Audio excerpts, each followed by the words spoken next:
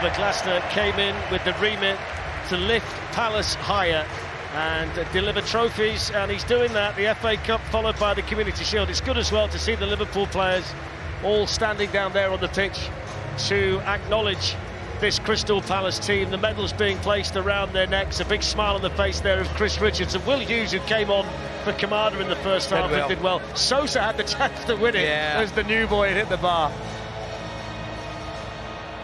There's Eze, and all Crystal Palace fans hope that he's still a Crystal Palace player by the time the transfer window closes. And a big embrace there from Steve Parish.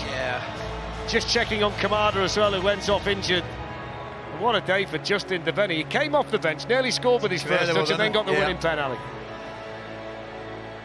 If you said to the Palace lads and the Palace fans that a year ago, within 12 months, you'd win 2 trophies at Wembley, they might have settled for that, you know. I think they take it.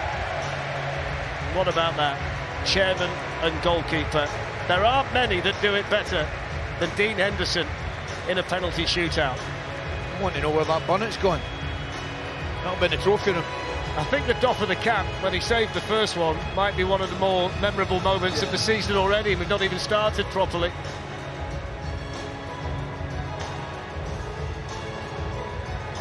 And there is Ismail Assar, which we didn't do during the game, but he's your player of the match. Yeah, some good performances today.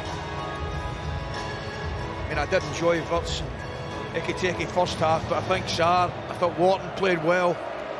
Some good performances from Palace. Well, it's almost time.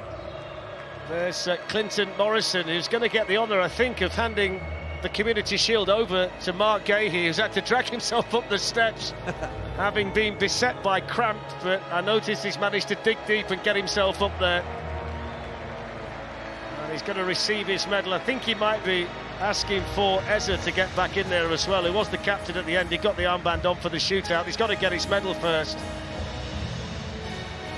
Well, the Eagles landed at Wembley in May, and they've returned today to win another trophy. It's becoming addictive for the players and the supporters of Crystal Palace. And I know you mentioned it, I think that's a great touch, Liverpool there, the players. Well, there it is. That's what they came for today. And Mark Gahey holds the Community Shield, and he lifts it high above his head.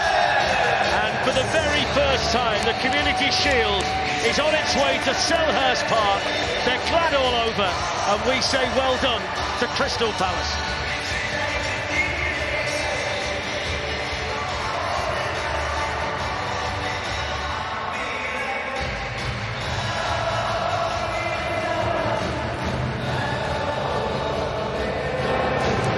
The new normal for Palace, hasn't it? Trophies at Wembley, 2 in 2 now.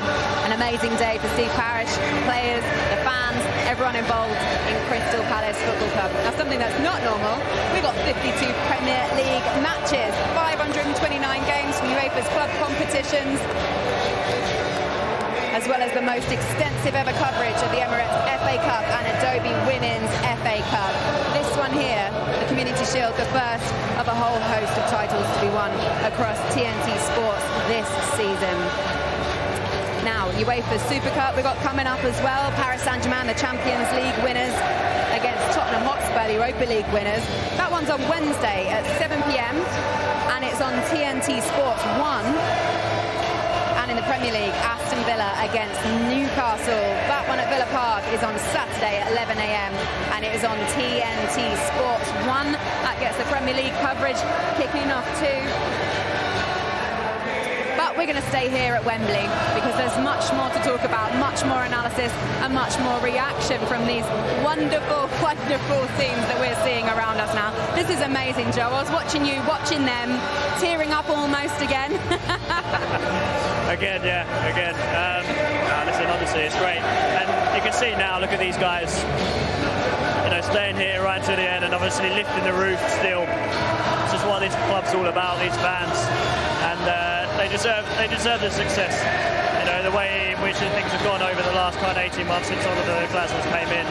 You know, it's been incredible to watch, and it's been a great journey, and you know, today it's been amazing to watch on. It can be a great springboard, Macca, can't it? Yes, and let's hope the manager and this team that have just won this trophy get a little bit of help, because European football, playing Sunday, playing Thursday, playing Sunday, it is relentless. And they will need a bigger squad. As I said, they brought in 2, but they will need a bigger squad. The manager has worked wonders for this team, he really has, and the team have responded. They've got so much potential, but they could do with a bit of help, because once European football comes around, it gets hard. The travel, the relentless amount of football that you need to play, people will pick up injuries. So now it's time for the managers to say, please, any chance, open the coffers, open the purse, let's have a few more signings and bolster this already equipped squad, but let's make it stronger. They've got to, Joel, haven't they? They've got to strengthen, like Macca's saying. Yeah, I think, you know, obviously, you see today, obviously, any player that comes into the squad, they know their drills, they know how to work, and that's credit to, obviously, the gaffer, the way in which he sets up his teams and the message that he gives and the vision that he gives for the team. But, you know, it'd be great to see some more faces come in, and like Macca was saying, you need that depth throughout the squad to compete in Europe. Listen, the guys, the way they look after themselves, they'll be fine, but it's always nice to have that little bolster. And in one-off games, they'll be fine. FA Cup final, they beat Manchester City. Today, they've beaten Liverpool. But it's when they return, it's when they go into the humdrum of the Premier League throughout the Decembers, the Januaries, then into the FA Cup. That's when the manager, because of course everybody picks up injuries. That's a certainty that you'll have injuries. But the manager needs to look and not go into his academy, needs to pick the players that he wants. And I hope this manager, who's worked absolute wonders, gets what he deserves, and the players get what they deserve, which will be a little bit more help. Well, no more over the next couple of weeks, next couple of days, but where do you think the priority is to strengthen for Palace?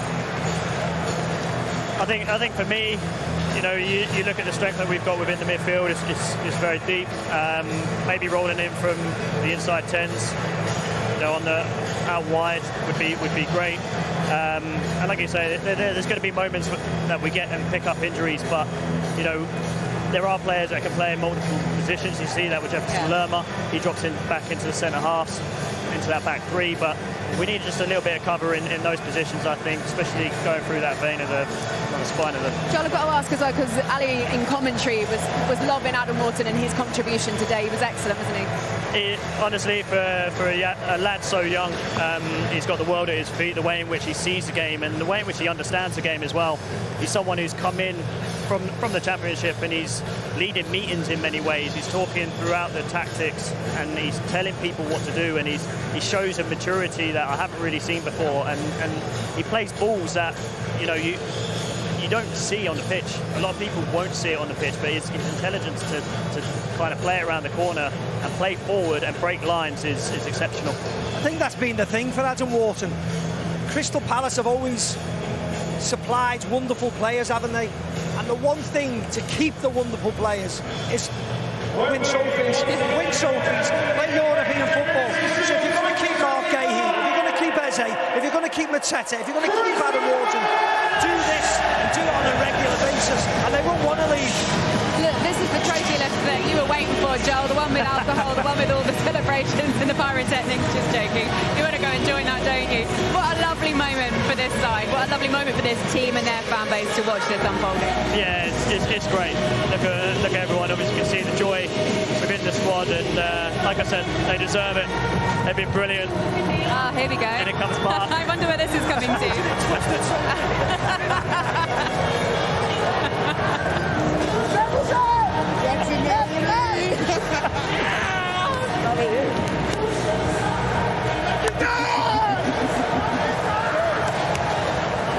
And that is what Joel Ward means to this club.